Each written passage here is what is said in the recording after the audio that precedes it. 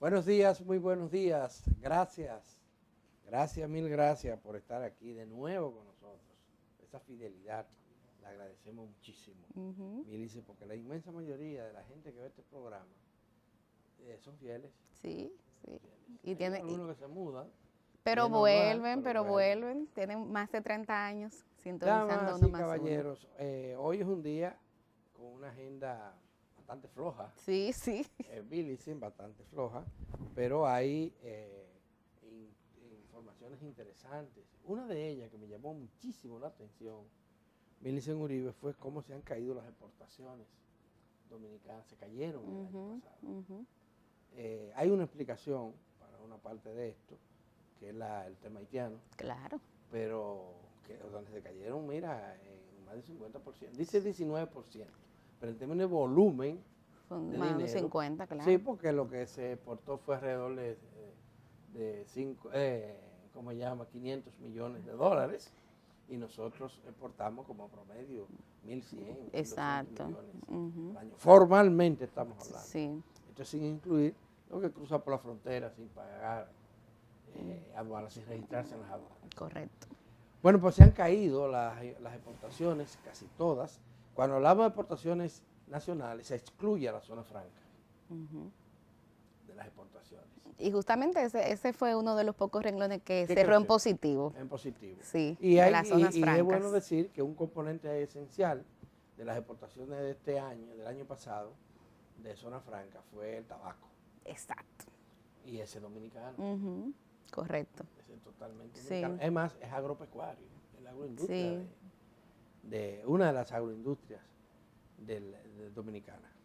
Bueno, pues es interesante que las autoridades revisen lo que ha pasado y ver qué pasa, porque no solamente se cayeron las exportaciones hacia Haití, ese es el fenómeno más evidente y más claro, sino que se cayeron también las exportaciones hacia casi todo el mundo. Exportamos menos que el año pasado, que el año anterior, en casi todo el mundo. Entonces algo ha pasado, qué es lo que ha pasado, qué es lo que está ocurriendo.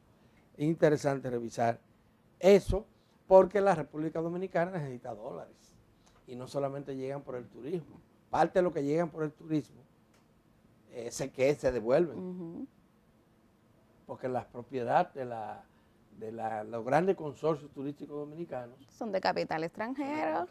Claro. El de la remesa no se devuelve, de la remesa se queda aquí. Se queda aquí. Sí, se queda aquí. Sí. Definitivamente que sí. Y este dinero también. Sí, de las exportaciones. Las exportaciones nacionales. Nacionales, que son las que estamos refiriendo en este caso. Son a las que nos estamos refiriendo, esas se quedan aquí y se reinvierten o se redistribuyen entre los y las dominicanas. Así es. Así definitivamente es.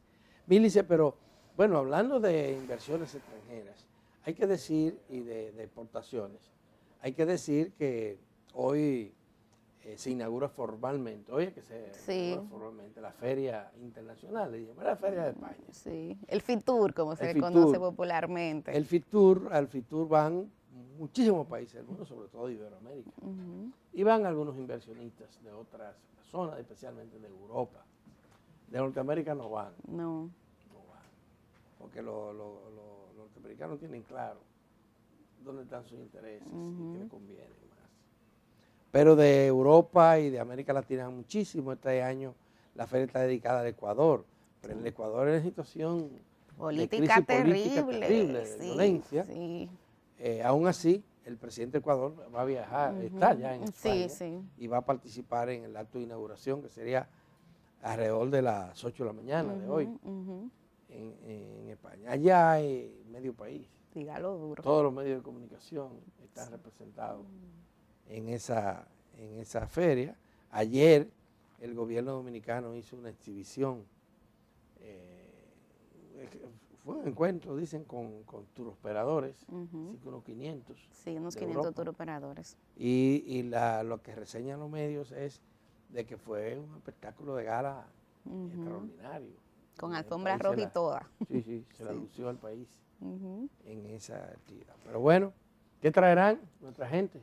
Sí, hay que ver porque el turismo dominicano tiene desafíos importantes. Nosotros justamente la semana pasada, en el almuerzo Curripio, tuvimos la entrevista con el ministro de Turismo, David Collado, y él hablaba, por un lado, el tema de la conectividad de los vuelos, que dice que ahí tenemos un desafío importante. Hablaba del costo de los pasajes, que tú y yo lo hemos referido de manera reiterada aquí en 1+1, y hablaba también de la necesidad de incorporar otras habitaciones. Hablaba de 16,000 habitaciones que estarían haciendo falta. Y yo creo que eso es importante porque justamente el año pasado República Dominicana logró una meta que se había fijado hace unos 10 años de alcanzar los 10 millones de turistas. Entonces ahora hay que vislumbrar qué hacer para superar esa cifra. Hay que ponerle el ojo en eso. El desafío sigue porque fíjate, 10 millones cuando éramos 10 millones. Exacto. Ya nos estamos acercando a 11 millones. Claro. Es decir, un visitante. Sí, porque esa era la lógica de esa cifra. En ese momento éramos 10 millones. Exactamente. Es lo que calcula España. Claro, claro. El turismo es una de las principales entradas de España. Sí, así es. Sí. Pero bueno, yo te decía fuera de cámara que realmente el mercado de visitantes aquí en República Dominicana en relación a los turistas, más de un 80% lo componen Estados Unidos y Canadá. Pero usted de manera correcta me hacía la observación que en cuanto a capital se refiere, la gran mayoría es justamente capital español. El 70% de las inversiones en turismo son españolas y el 90% son extranjeras. Claro. Óigame esto, 90%. ¿En manos de quién es que está la flamante industria del turismo dominicano? Del turismo, sí. Que, por supuesto, deja también beneficios. Sí, claro. Porque los empleos que se generan en el turismo son empleos que el país necesita, aun cuando sean mal pagos. Y el encadenamiento con otros sectores, por ejemplo, con el sector agropecuario, pues ahí también hay un aporte importante. Pero y la artesanía. La artesanía, sí. Pero también el transporte. Claro. Hasta el motoconcho se está usando en el turismo. También, claro que sí. Y ni hablar de los taxis, los autobuses, la gente que moviliza a los turistas que se salen de los resorts. Los resorts son cerrados. Sí. La gente llegó, se metió ahí lo tiene todo incluido. Pero muchos turistas prefieren salir a explorar, a conocer. Y gastan algo de dinero. Sí, a la señora que vende en la playa esa artesanía o ese pescadito. Y ahí hay un aporte también interesante. Y hasta el ron, la bebida. No, es importante, pero tampoco es para que nos volvamos locos y digamos que todo es el turismo. Porque todo no es el turismo. Hay una serie de áreas importantes que el país tiene que prestarle atención, que mirar hacia ellas, Milicen, en términos de desarrollo económico. Por ejemplo, mira esto de las agroindustrias que hablamos de exportaciones. Sí. Si nosotros no tenemos agroindustrias que le agreguen valor a nuestros productos agropecuarios, no estamos obteniendo las ganancias óptimas que se necesitan y estamos generando los empleos. Fíjense, yo hablaba del tema del tabaco, que estamos hablando que en el año pasado las exportaciones de tabaco superaron los $600 millones. Eso es mucho dinero. Mucho dinero. Por zona franca. Ahora, en la producción de tabaco, sobre todo en el empaque, en el procesamiento, intervienen miles de dominicanos y dominicanas que se ganan la vida en ese trabajo. Y el tabaco se produce en zonas deprimidas, Villa González, Navarrete, Licey al Medio, y ya hasta por la zona más lejana como Mao, Valverde Mao. Se está produciendo tabaco, hasta en San Juan de la Maguana, o sea, el sur, no hemos ido a producir tabaco. Entonces, se generan empleos alrededor de ese tipo de actividad.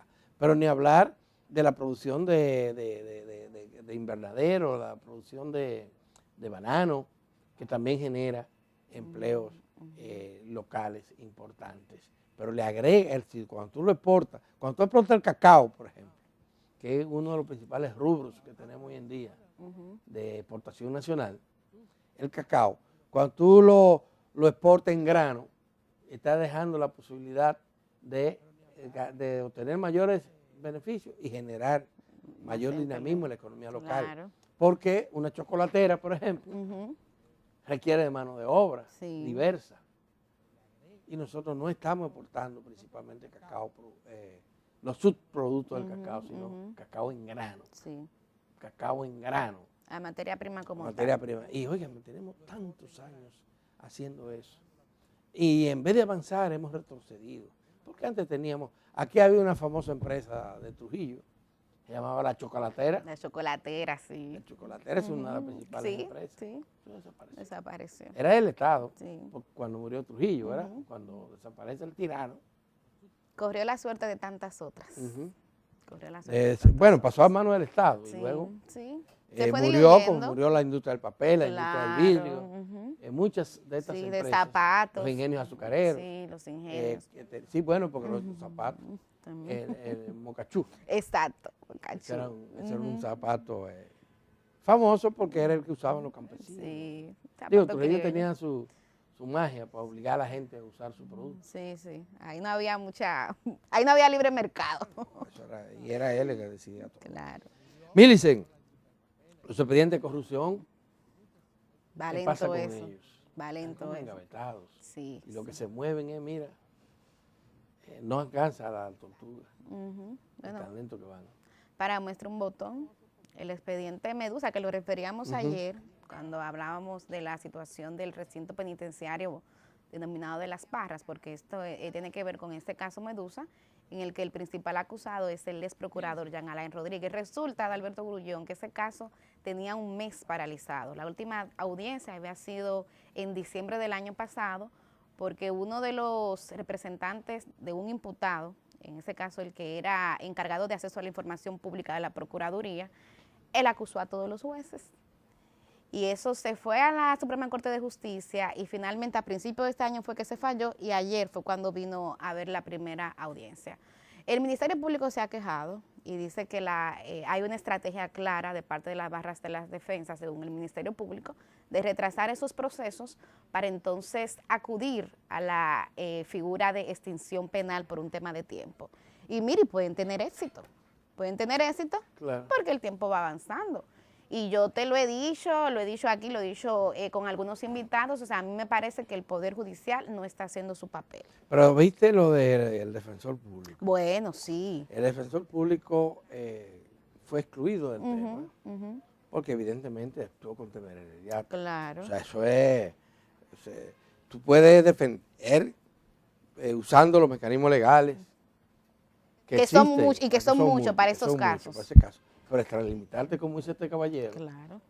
Ahora el hombre está muy compenetrado, está muy persuadido. Ese hombre fue evangelizado, porque decía en ese caso, y se pasó. Sí. Ahí está ahora como abogado privado. Salió de la Defensoría Pública. ¿Cuántas cosas el dinero en la República Dominicana? Porque ustedes se imaginan que ese caballero lo estemos pagando nosotros, los contribuyentes, para que defienda las causas indefendibles. Claro. Y apelando inclusive a trucos, a mañas, para llevar alegría en su cliente. ¡Qué barbaridad! Sí, eso es. ¡Qué barbaridad! Eso lo estamos viendo hoy en día. Y bueno, ojalá saquemos lecciones de estos procesos. Pero la verdad es que la sociedad dominicana está ávida de justicia. Tiene hambre de justicia contra los delitos de cuello blanco. Así es. Básicamente. Así es. Porque los otros casos funcionan, eso no tienen tutí, eso se resuelven de una vez. Pero delitos de cuello blanco es difícil. Cada vez que se acusa a un potentado, a alguna gente que ha estado en el poder, se dice esto es persecución política. Y ese es el argumento que tratan de usar para impedir que los casos lleguen hasta las últimas consecuencias y que la ley se aplique. Así es. Ese es el drama que tenemos nosotros en el país, Millicent. Vamos a la pausa, ¿me parece? Sí, y mañana estaremos, me están invitando y tengo la tentación de decir, voy o no voy, a lo de la presa de Monte Grande. Ah, por fin. Que la van a inaugurar mañana. Otra etapa.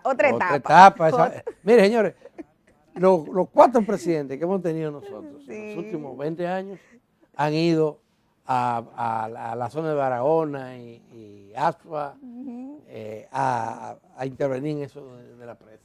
una del primer Picasso, otra vez el primer Dios Picasso, mío, el segundo, hasta el la tercero y el cuarta cuarto. es.